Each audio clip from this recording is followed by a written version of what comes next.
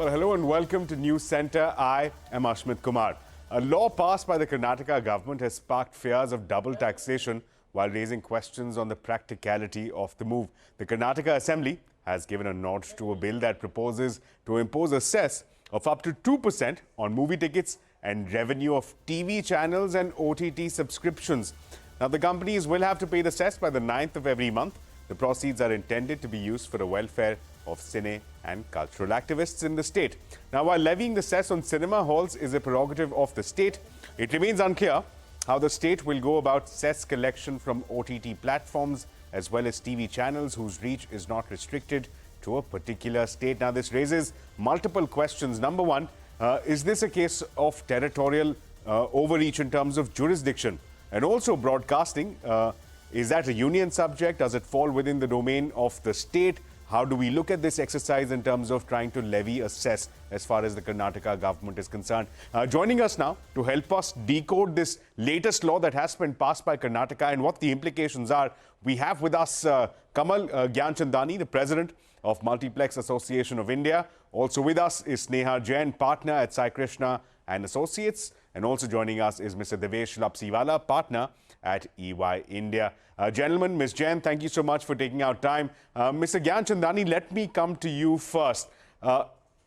Usually, the process and the procedures that we've seen at a time of levying of a tax or any time there is such adversarial action being contemplated by the legislature, there is some consultation that takes place with the industry in terms of how to go about implementing such a tax, such a cess, what the impact could be. There is some assessment done. Give us a sense, being a member of the industry, was there any consultation that you are mindful of where you had the opportunity to make a submission to make your stand clear before the government? You know, as far as the procedure is concerned, I think that comes much later. But even on the concept of levying an additional tax or a cess on the cinema tickets is something which is unfortunate. We were not consulted on this, at least the Multiplex Association of India, which is the largest apex body for all the multiplexes in the country. We were not given an opportunity to meet with the government or present our point of view.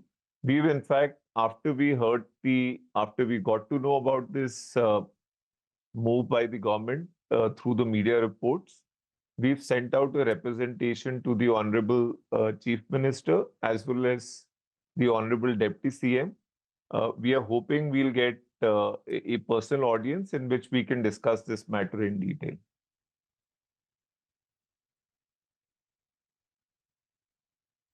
Right, Mr. Gianchandani. Let me then also ask you a follow-up question that at a time that such a cess is sought to be levied, how does that position the Karnataka cess? How does that stand against levies being imposed by other states? Is this markedly different? What is the difference in terms of legislative competency? Are other states doing it? Is Karnataka the only one to do it?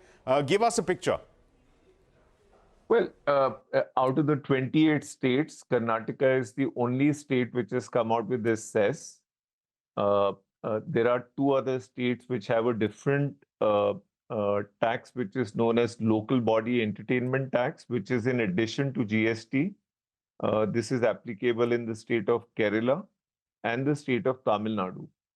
But except these two states, there is no other state in the entire country which has any additional tax, any additional cess, except the GST. So in that context, I think Karnataka stands out and it puts media entertainment business, theatrical business, film business, it makes it less competent. It makes business in Karnataka less competent as compared to other states. And we sincerely wish that such a large state as Karnataka follows the example of other large states, 26 other states which have no similar tax or cess applicable to movie tickets. We hope Karnataka follows that lead instead of going in a direction where there is a 2% additional cess. Sure, Mr. Gianchandani. Let's also get our other panelists in on the action. Mr. Divyesh, Lapsiwala from EY, let me come to you. Help us break this down. The common man's understanding is that, look, there's a central list where it lists out the subjects on which the central government can make laws. Then there's a state list where the state government can pass legislation. And then finally, of course, there's a concurrent list. The perception that there is that entertainment and amusement falls under the state list. And therefore, that is a domain where the state legislature, in this case, the Karnataka Assembly, has the legal competency. Is that the correct view of looking at this subject? Is that the correct assessment? So actually, this is a very nuanced legal point, and I think Kamal brought it out so nicely that when GST was introduced, there was a lot of negotiation between center and state of what state levies will merge into GST. And states were able to, or rather the center was able to negotiate and convince that the state level entertainment tax has to merge. So the entertainment tax we used to pay on movie tickets in the past got merged with GST, and that's how you start paying GST on the movie going that we do, as we understand it, right? In that negotiation, and the entry that you're flashing on your screen right now, which is entry 62, that was the entry that was reserved by states. And that entry was reserved for levying what Kamal rightly pointed out as local body entertainment tax. Now, this tax is something that has been there from the early 60s.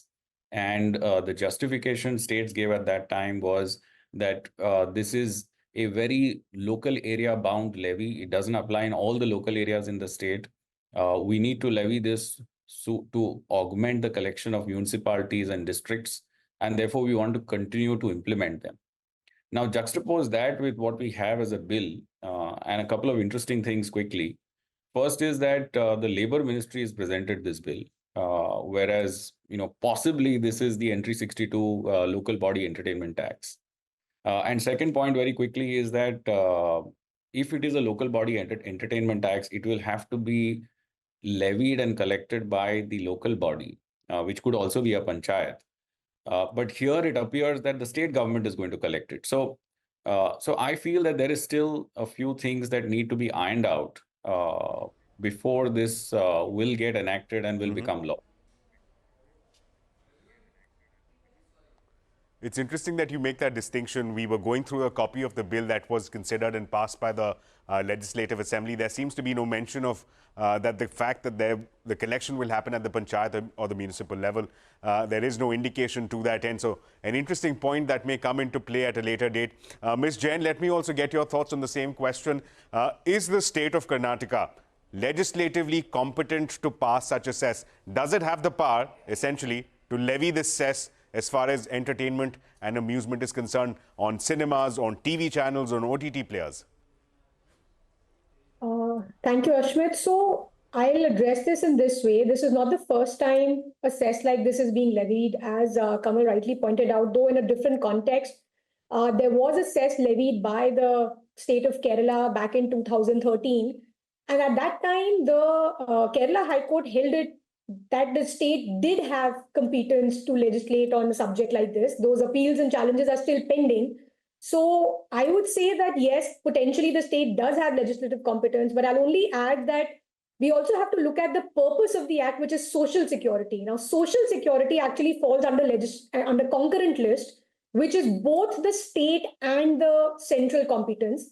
And in that situation, I think the impact and the GST laws will have a bigger role to play, because when it falls under concurrent list and there is already an entertainment tax in the form of GST, then the state may not be competent. So I think that is the nuance that will have to be identified and played out when we look at whether the state actually has the legislative competence or not.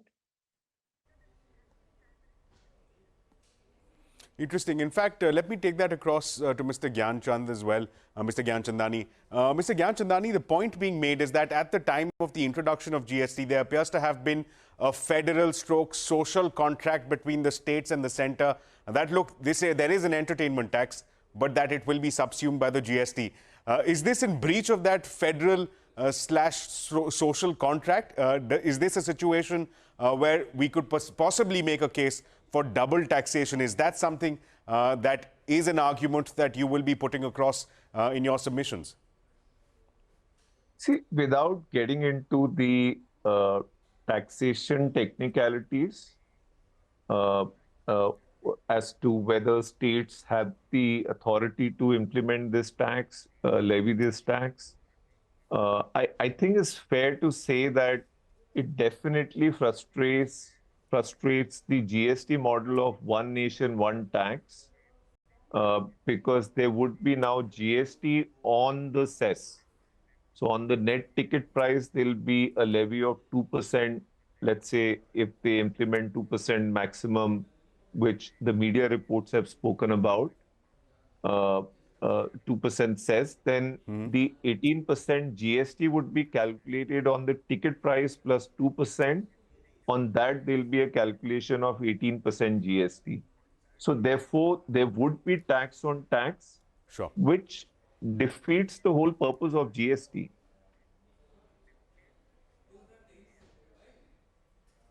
Interesting point.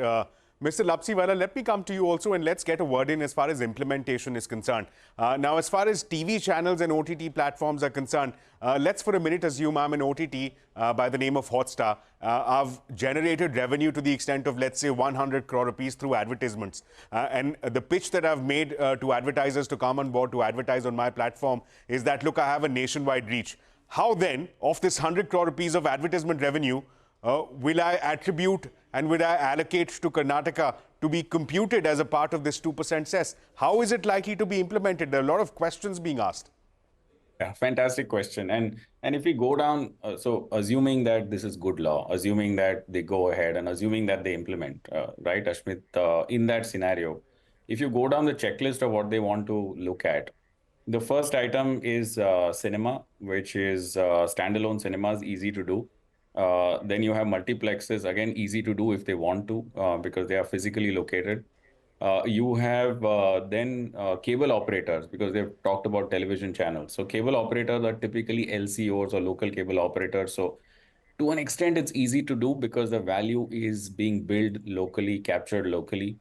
But now the complexity starts when you look at DTH, which is direct to home, where you don't need a local cable operator. Or you look at OTT platforms, which is the example that you gave. Or you look at the further complexity of some of the OTT subscriptions getting sold through the Apple Pay structure or the Google Play Store, where taxation rules are very different. Okay, so in those cases where where the service provider is not physically located in the state, there is a need for determining and defining what is situs. That is the technical term in the law. What is the situs? How will you decide what is subjected to tax, right? And if you look at the local body entertainment tax, typically it has been linked to quote unquote consumption. So if the consumer is in my state, you need to pay that tax. Now, how do you determine consumption and location of consumer, right? You are an online platform. You are just selling subscriptions and relaying the information maybe from outside India. Okay, so capturing that last mile information and then computing tax only on that subject matter subscription of only that state, even though Karnataka will have travelers like me who will go to Bangalore and stay there for 4 days, there'll be no tax. And travelers of Bangalore will go somewhere else, but they will still pay tax, right? So it's the rules that will determine what they want to tax and how they want to tax are going to be very important to really test whether this is good law. Interesting comments. The implementation raising a lot of questions, potentially giving rise to some interpretational issues. We're completely out of time here. I'll just come to Mr. Gianchandani for a brief comment, for a last final comment. Mr. Gianchandani, what does the road ahead look like? Is there a possibility for making representations to the governor? That's where the bill will currently go. Is an appeal before the High Court the logical course of action? How do we move ahead from here? Well, we remain hopeful. We are in touch with the government. We made a representation. Hopefully, we will get an in-person audience or a virtual meeting with the Deputy CM or the Honorable CM, and we will take it up from there. I don't want to comment on the prospects of litigation or reaching out to the governor. Sure. We will first, we will try and talk to the regulators, we'll try and talk to the government, and we'll see where this discussion goes. Sure, Mr. Gianchandani, thank you so much for joining us and sharing your insight. The bill having been passed by the legislature in Karnataka is now likely to be presented before the governor for his assent. I'd like to thank all of our panelists, Mr. Gianchandani, Mr. Lapsiwala, Ms. Jain, for joining us and sharing their insights for the benefit of our viewers. And with that, it's time now for heading into a very short break. But up next, BEML, the maker of Vande Bharat trains, is looking at 20% revenue growth and 25,000 crore rupee order book by the end of this fiscal year. An exclusive conversation with the chairman and MD Shantanu Roy on the other side.